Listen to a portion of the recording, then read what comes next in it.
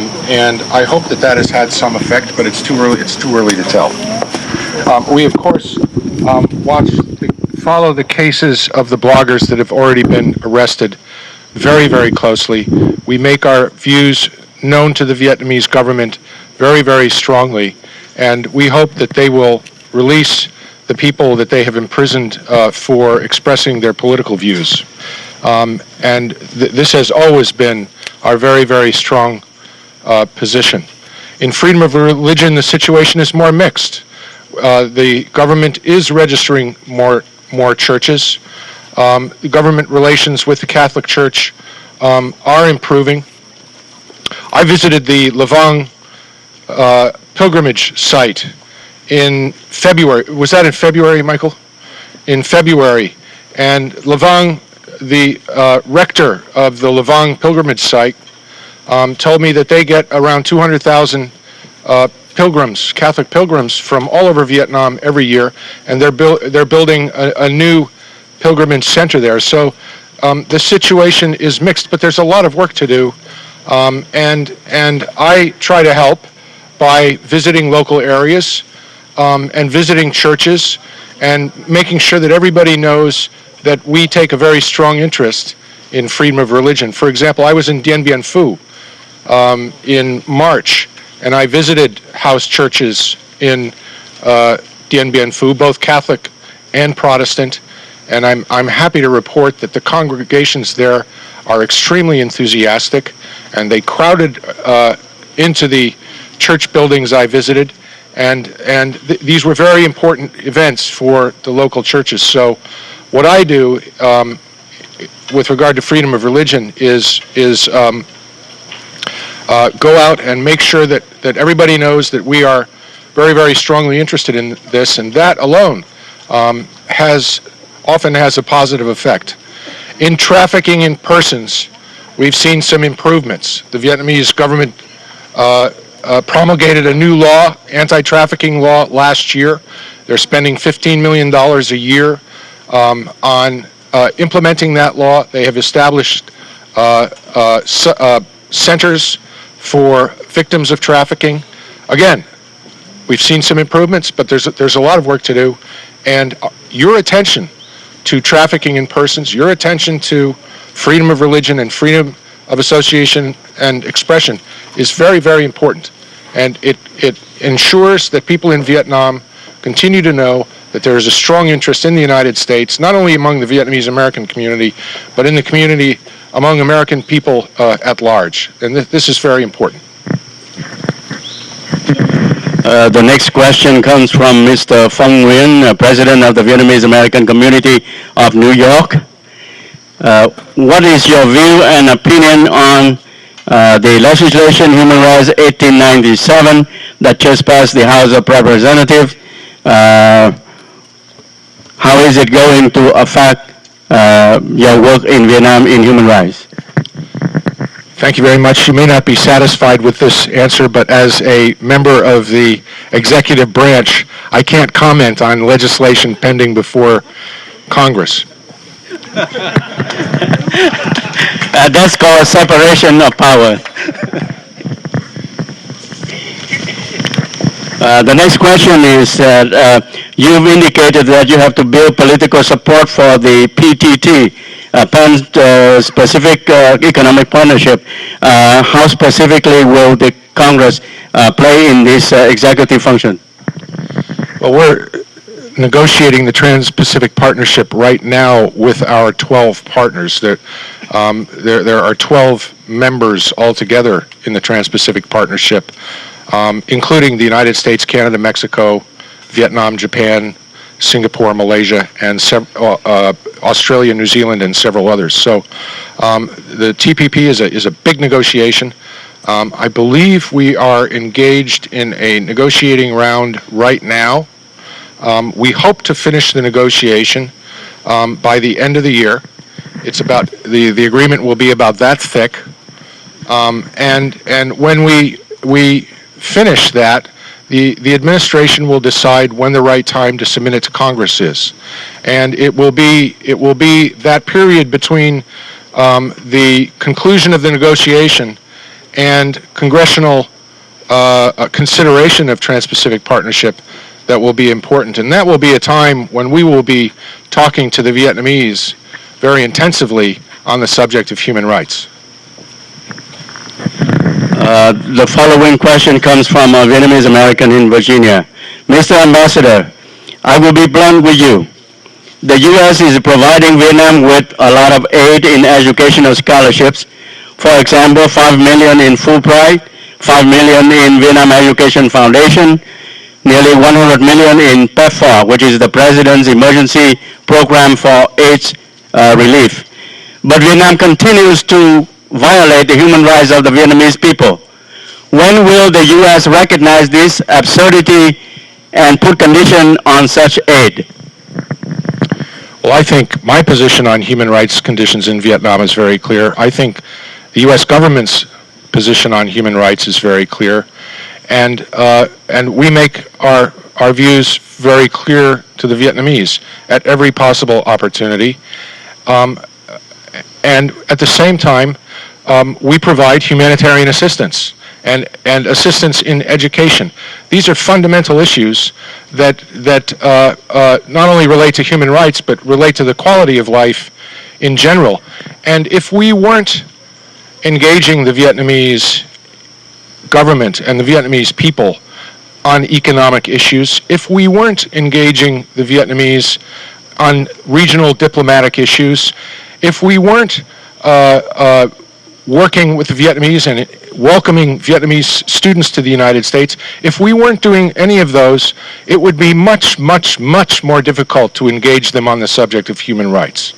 So these issues all relate to each other, and we can't be doing one set of issues without doing the other set of issues at the same time. This question comes from Ms. Bat Mai Nguyen, Vietnamese Public TV anchor and reporter. Dear Mr. Ambassador, in your speech you mentioned that you are working in 4 avenues and the progress has been modest. But all we are seeing is that the Vietnamese government are putting more bloggers and dissidents in jail. What else can you do? Well, again, we are very concerned about the situation with regard to freedom of expression in Vietnam. We're very concerned about the trend in arresting bloggers. It's not a good trend, and I've certainly gone on record very clearly opposing this trend, and I've gone on the record publicly, I've gone on the record privately, and the Vietnamese know not only what we think about it, but they know what they need to do. And as we move forward in other areas of the relationship, it's our hope, it's our strong hope, that they'll move forward in this area too. And again, I'm not going to whitewash the situation in Vietnam, and I'm not going to tell you that it's going to improve overnight. This is a gradual process which takes a lot of persistence and a lot of patience.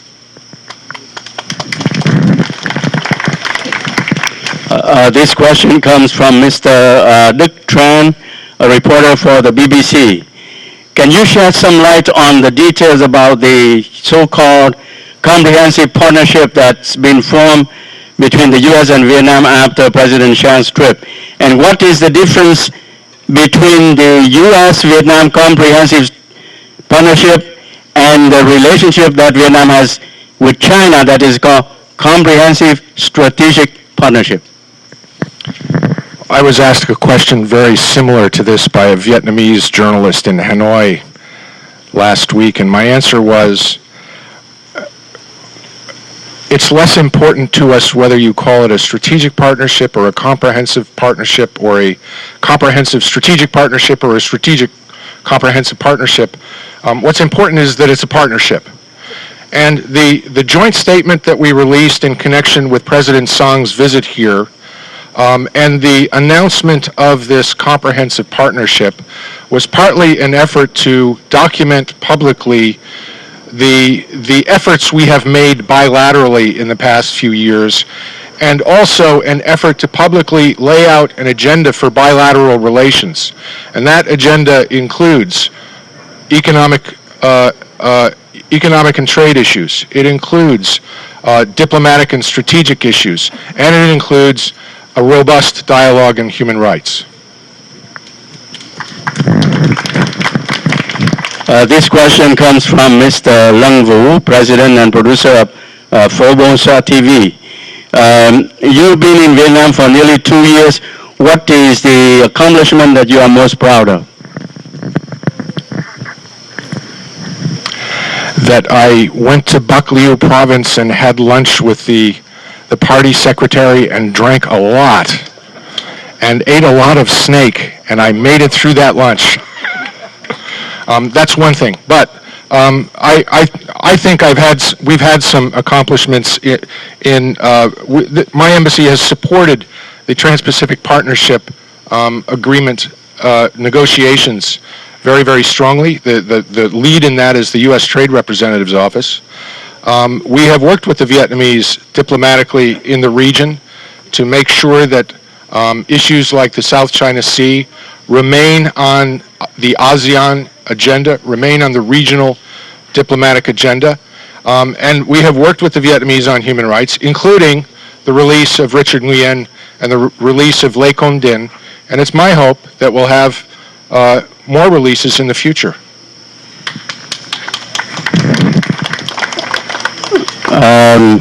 This question is from Mr. Tan Nguyen. If the Communist government of Vietnam continues to abuse human rights and unlawfully imprison patriots whose only crime is to pick out against injustice in Vietnam,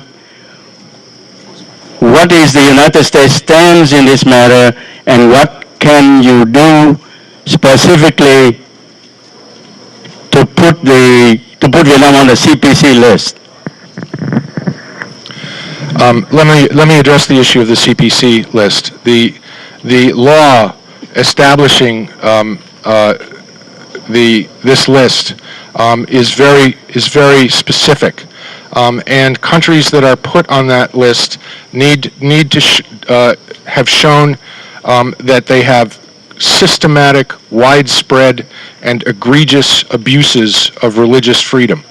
And in 2006, I believe, we determined that Vietnam did not meet that standard. So we took them off the list. And we continue to believe that Vietnam does not meet that standard. That doesn't mean that the situation is good. It doesn't mean that we're not going to work on religious freedom. We're going to continue watching the situation very closely. We're going to continue engaging the Vietnamese very intensively on this. So the fact that they've been taken off the CPC list doesn't mean that we're not going to press this issue with the utmost strength and vigor. This question, we don't know who it comes from because it is blank on the author. But the question is, what is your view on China's harassment activities against Vietnamese fishermen in the South China Sea? And how will these territorial issues affect the relationship between the United States, Vietnam, and China? Well, whenever I'm asked a question about China in Vietnam, I start my response by saying nothing would be more conducive to peace and stability in Southeast Asia than good relations among the U.S., Vietnam, and China. That said, there's a great deal of tension on the South China Sea, not just between China and Vietnam, but between China and the other claimants, and we hope that China and the ASEAN maritime claimants, the other ASEAN maritime claimants, can resolve this issue peacefully. They can resolve it through negotiation, and that tensions do not increase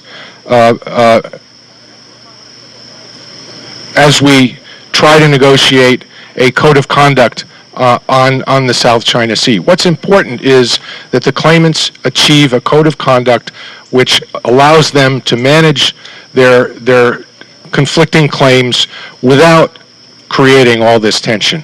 And we support Vietnam's effort to do this. We support ASEAN's effort to do this. And we hope that this ultimately will lead to an overall reduction of tension in the South China Sea. This question is specific to blogger Liu Kai. During the World Press Freedom Day, President Obama mentioned blogger Liu Kai in name. He's still in prison. What have you done to help him? As with many other cases like this, we follow his condition in prison very closely. We talk to his family members, and we make sure that the Vietnamese government knows that we are following his case. They know we want him released. He is at the top of our list of people we want released. That question exhausted the list of submitted questions. If the audience has any questions, please raise your hand, and I'm going to recognize you if you want to ask a question.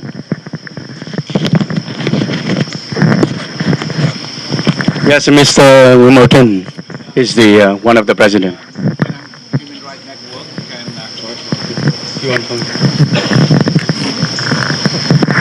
I'm from the Vietnam Human Rights Network, and you had done once in the past. Would you do it again by inviting the dissident to the embassy for occasion like at the Tet or the 4th of July?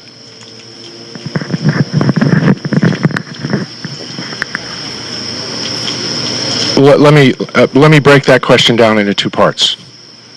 I've been asked many times, will I invite dissidents to my 4th of July reception? Will I visit dissidents in jail? And the answer to that question is, if I thought it would help, I'd do it. But there's a lot of other things we can do that I think would improve the condition, overall human rights conditions, and conditions of individual dissidents in Vietnam. So if I thought it would help, I'd do it. But I think there are other more effective things that we can do before we try that. The second part of the question is, would I meet with dissidents in the embassy? And I think the answer to that is, I've done it before. I expect that depending on the circumstances, I could do it again.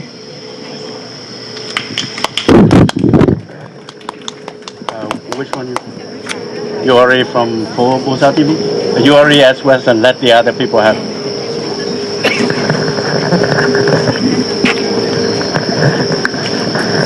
Good evening, the Honorable Ambassador. It is a great pleasure for us to see you tonight. We have an occasion. I think that the TPP is a great leverage of the United States.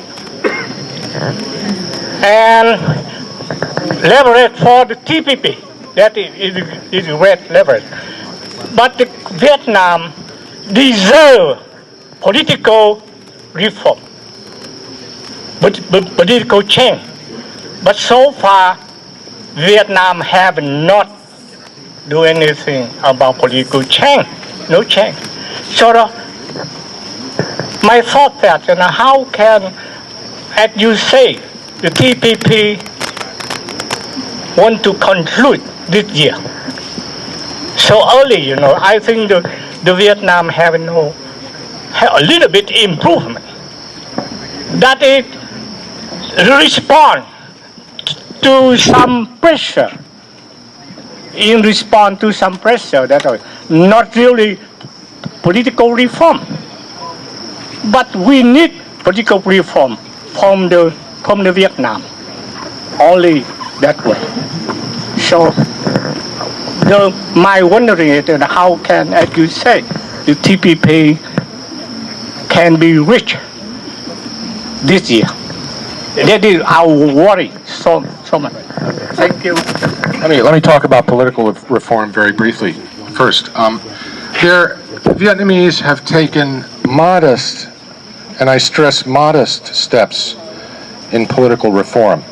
We hear about the arrests of bloggers a lot, but the fact is that there is a great deal of debate on the internet in Vietnam about politics.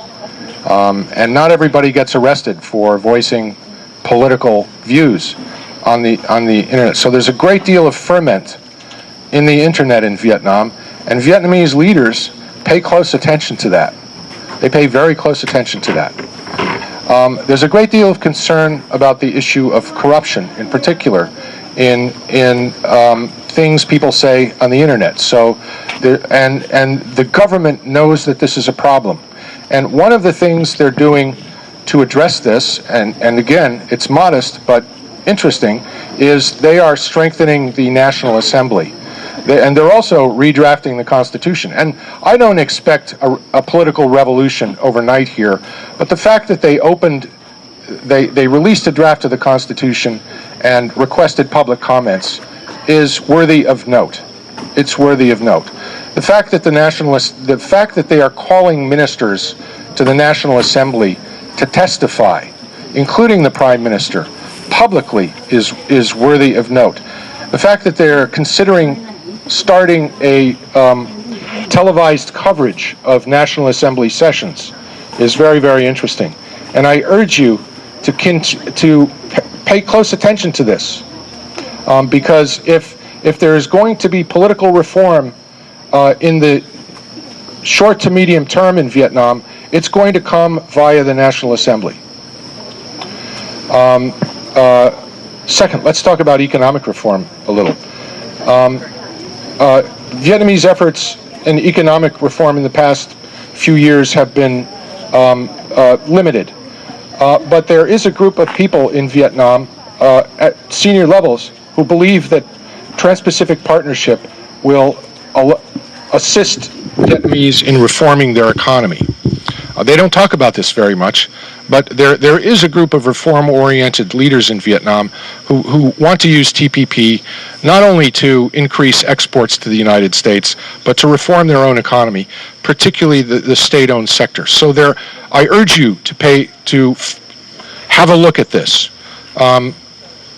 So again, it's very modest, very gradual, very limited, but there are some areas in which there is some encouraging change, and we follow that as well as following the human rights related issues very closely.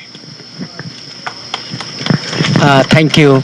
We are a little bit behind our schedule. So I would like to ask the ambassador to conduct the Pune side interview inside, and we'll come back for more questions and answer if we have more time.